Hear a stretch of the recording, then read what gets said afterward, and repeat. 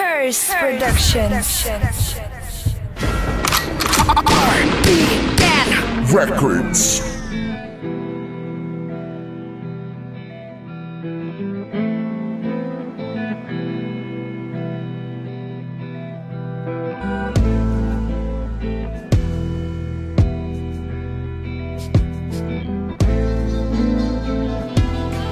This is Cinema Beats Production.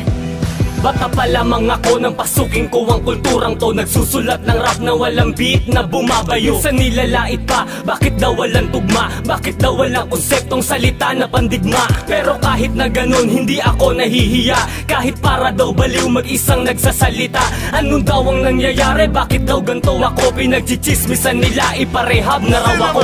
Di naman ako baliw, sadyang ganto lang po kami. Wag po kayong magmalinis kung kayo po ay marumi. Oo, dahil kahit sino mayroong karapatan. May karapatang gumuhit lalo na ang masaktan. May karapatang pumunit na mga pinagsulatan. May karapatang sumingit sa mga nag-aagawan. Kaya kung di ka sanay, umpisahan mo ng sumuko. Dahil merong mga gurong di tama ang tinuturo. Ganto ang realidad na minsan tatahakin mo. Sa kabilay lampasan at ang pasay buhatin mo. Dahil tanging ikaw lang ang iyong makakatuwang. Sa likod ng mga patlang ay punan mo ang puwang. Ganto ang realidad na minsan tatahakin mo. Sa kabilay lampasan at ang pasay buhatin mo. Dahil tanging ikaw lang ang iyong makakatuwang. Sa likod ng mga patlang ay punan mo ang puwang. At iyong mararanasan pag ikaw ay lumahok. Bitbit ng mga hurado ang sariling kalahok. Pag ikay napalunok ng sarili mo ng laway. Kahit di ka padayo, talunan kang madadamay. Ganyan ang digmaan sa apat na sulok na tungtungan mo. Huwag kang paagnat-agnat, tulungan mo ang sarili mo. Sa lupit ng mga bara at sayaw yan binabase. Dahil kung may bobo pa, yun ay ang iyong kaklase. Kaya maging una kang tagahanga ng sarili mo. At maging una ding kalabanin mo ang himig mo. Ganyan ako nung umpisa, kung maniniwala ka. Minsan pa nga'y mapapaaway pag napagkamalan ka. Kaya patay bahala na sa ngalan ng mikropono. Lalo pag walang makita sa likod ng ilaw mo. Ganyan ang pinasok ko, kaya minsan ayoko na.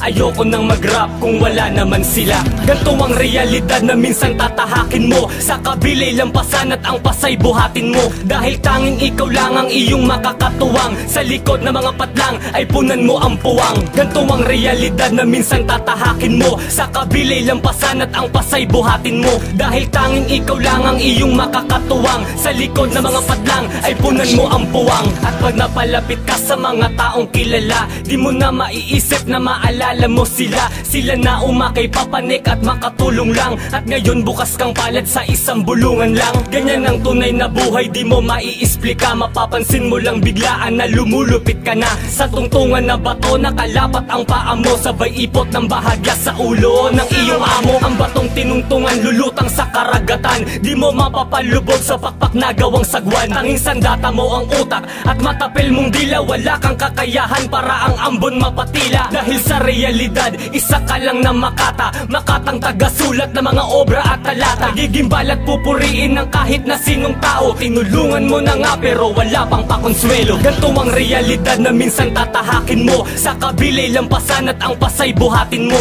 Dahil tanging ikaw lang ang iyong makakatuwang. Sa likod ng mga patlang ay punan mo ang puwang. Ganto ang realidad na minsan tatahakin mo. Sa kabilay lampasan at ang pasay buhatin mo. Dahil tanging ikaw lang ang iyong makakatuwang. Sa likod ng mga patlang ay punan mo ang puwang. Ganto ang realidad na minsan tatahakin mo. Sa kabilay lampasan at ang pasay buhatin mo. Dahil tanging ikaw lang ang iyong makakatuwang. Sa likod ng mga patlang ay punan mo ang puwang. Ganto ang realidad na minsan tatahakin mo. Sa kabilay lampasan at ang pasay buhatin mo. Dahil tanging ikaw lang ang iyong makakatuwang. Sa likod ng mga patlang ay punan mo ang puwang.